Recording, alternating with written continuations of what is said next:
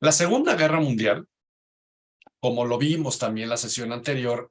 es resultado de los casos no resueltos de la Primera Guerra Mundial, del Tratado de Versalles que va a juzgar a Alemania como el único culpable y a quien se le van a imponer todos los castigos, y del desarrollo de un sistema, un planteamiento político, económico, socio-racista, porque tenía esos planteamientos, que es el fascismo alemán, y basado en el partido alemán de los trabajadores, que es lo que le da el término, el Partido Nacional Alemán de los Trabajadores, que le da el concepto al partido, y había toda esa cuestión que ya comenté también en la sesión anterior, en donde era un Estado que se gobernaba sin participación política. Es un Estado que no tiene una democracia,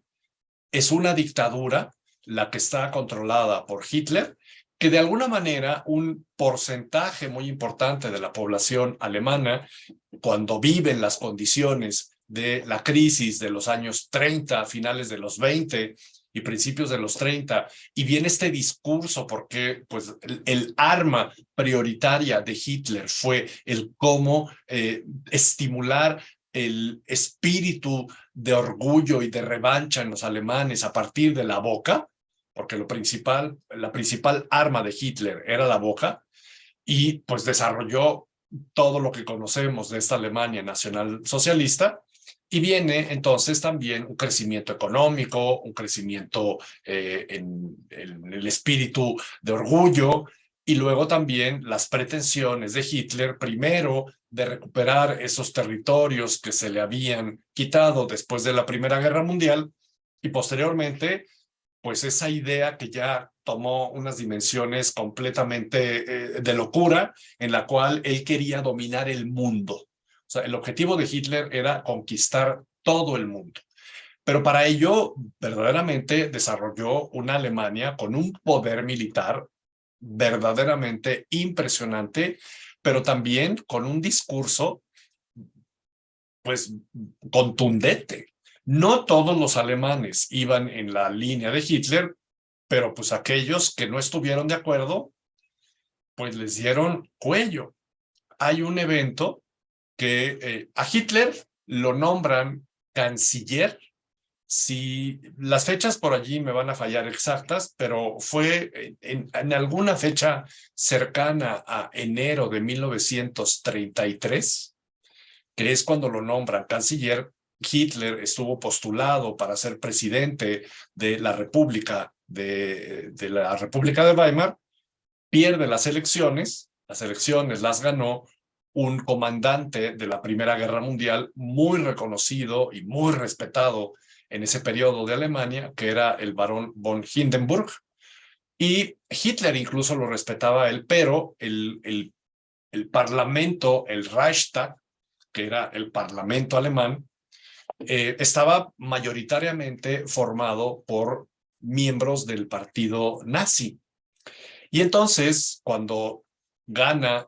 Hindenburg y pierde Hitler las elecciones, pues un poco inocentemente los miembros más altos del gobierno alemán convencen a Hindenburg para que Hitler sea nombrado canciller. El nombramiento del canciller era una votación interna que hacían el comité selecto, y entonces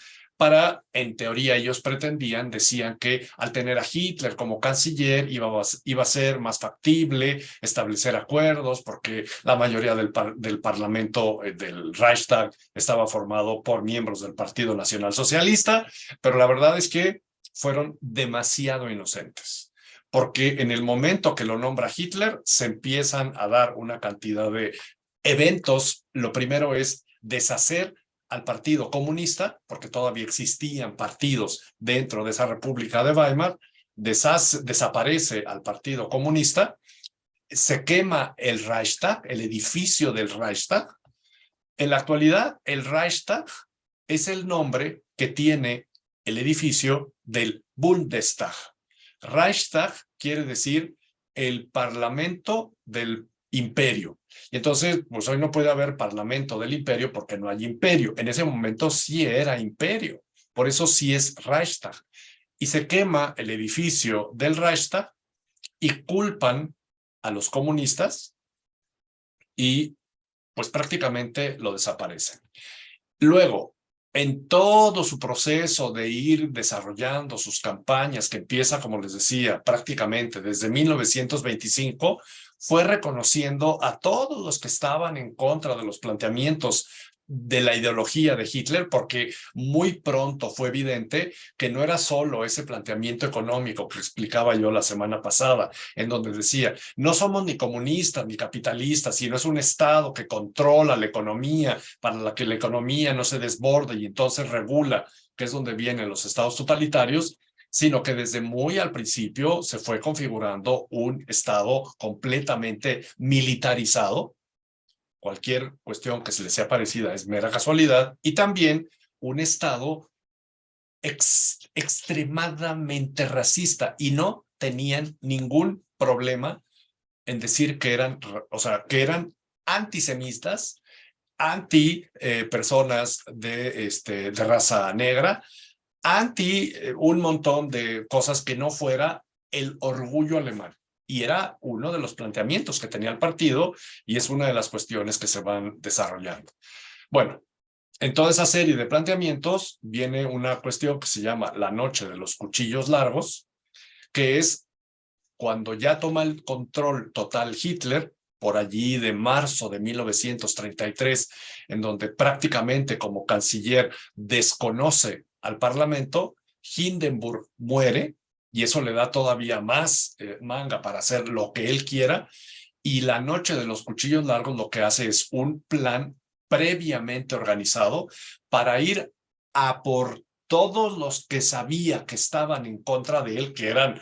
muchos políticos, personas de los medios, en ese momento era la radio, de los medios impresos, cierra periódicos y pues prácticamente bloquea cualquier tipo de libertad de prensa y de libertad de expresión, que es otra de las características que tendrán los fascismos. En los fascismos no hay una libertad de expresión. Y pues a partir de allí, miren, el que no estaba de acuerdo, mejor se quedaba callado. Y con base en el terror, por un lado, y con base en el convencimiento y en el endiosamiento por el otro, pues llegó este momento en el cual pues Alemania estaba verdaderamente recuperada en la cuestión económica, política, en el estado efervescente, incluso era un estado alterado, eufórico que tenían los alemanes en este orgullo y empoderamiento al que les lleva Hitler, y pues se van viendo en el mundo pues los peligros de la guerra, pero también, así como sucedió en la Primera Guerra Mundial, nadie quiere pues declarar la guerra, porque también está muy claro cuáles son los eventos. Pero ya vimos al final de la sesión anterior cómo Francia prevé esa posibilidad de una nueva invasión y crea la línea Maginot, y pues ya vimos que no sirvió para nada. Una línea que hoy pues prácticamente sirve para ir a conocer el gran desarrollo tecnológico que supuestamente tuvieron para defender la frontera, y los estrategas militares de Hitler tuvieron las habilidades suficientes para que no se pudiera hacer nada desde la línea Maginot. Bueno, el Imperio Alemán, el Tercer Reich, invade Polonia el 1 de septiembre de 1939, un territorio que era muy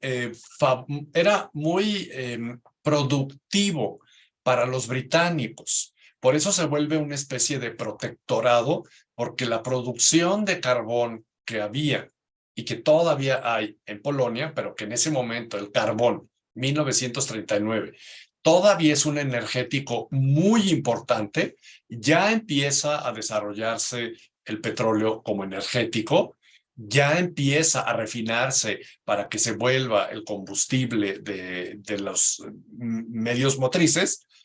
pero todavía no es el primordial. El carbón sigue siendo un elemento muy primordial por conveniencia de los británicos, como siempre ha sido. Tuvieron a Polonia como un estado protectorado para que no se diera la invasión que había quedado establecida en el Tratado de Versalles. Y también les comentaba yo la semana anterior, tiempo antes ya se había violado un artículo que era el que no invadirían territorio de la República Checa. En ese momento ya era Checoslovaquia, y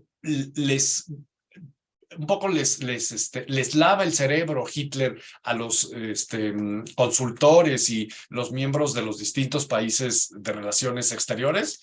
y le permiten invadir la parte pegada a Alemania, en teoría, porque era un territorio en donde había puros alemanes, y entonces estaban siendo tratados de forma violenta. También cualquier historia parecida pues, es mera coincidencia, y integra esa parte de la República Checa, Checoslovaquia, al Imperio Alemán, al Tercer Reich. Y luego integra a Austria. Los austríacos recibieron a Hitler, bueno, como Dios, o sea, el que se conoce como el Anschluss, que es la integración de Austria a el Tercer Reich en 1938, fue sin ningún tipo de violencia. Fue, o sea, los austríacos estaban esperando que fuera ese evento y nadie dijo nada. Hasta que en 1939 invaden Polonia, afectan intereses de los británicos, ya no tienen forma de no declarar la guerra los británicos, y declaran la guerra, y como ya se había formado la alianza de los estados aliados británicos, franceses y soviéticos,